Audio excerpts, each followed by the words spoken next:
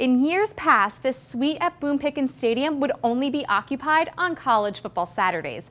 But in 2020, it's one of the many places on campus that's been transformed into a classroom to allow for in-person, socially distanced learning, a process that began months ago.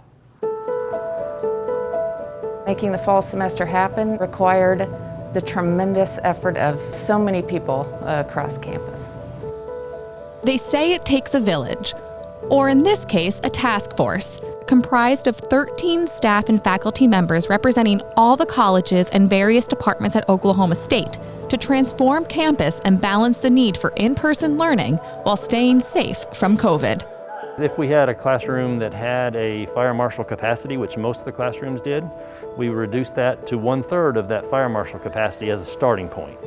They asked me to go back and take a look at our fall class schedule data and to help recommend options for maximizing in-person classes while observing social distancing and other public safety precautions.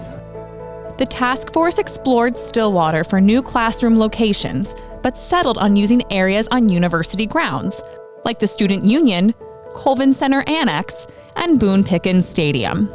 They also looked at ensuring that those auxiliary spaces could be equipped with instructional technology. To be able to broadcast both in person, and if someone needed to be remotely watching class, they could do that. So we had cameras, sound systems for the larger spaces, projectors and large screens. Everything had to be sourced, purchased, and installed to make all these large spaces function as a classroom. How difficult was it to find the technology in the middle of a pandemic and get all of that to campus? Procurement group, ITLE, and the communications group all did an absolutely fantastic job. Every time they had an extra hour, they were working to get the audiovisual equipment installed. But creating new classrooms were only half the battle. The registrar's office also created new class times to maximize in-person instruction.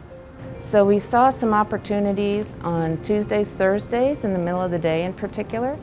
There's been a historical 45-minute break there that's just been reserved for no classes. And we also saw some early evening times that had been reserved for common exams. Type it up, I'll put a little bubble in there so you can type up your responses. So this impacted thousands of classes. And in anticipation of it, we worked with IT, and they developed some automation for us to help implement those class time changes. What has been the reaction from students and faculty about these new classrooms and how beneficial they are to in-person learning? Certainly they are beneficial to in-person learning. Everybody that wants to be in person, they would not have been able to do so had we not created these classrooms. Some of them are innovative and unique. We've got a lot of positive feedback of having classes in Boone Pickens Stadium in a suite overlooking the football field. I think we feel extremely fortunate to be able to use these spaces so that we can continue to offer as many face-to-face classes as possible. That being said, I think we'll look forward to returning to our traditional classrooms that were designed for in-person instruction as soon as it makes sense. For State Magazine, I'm Megan Robinson.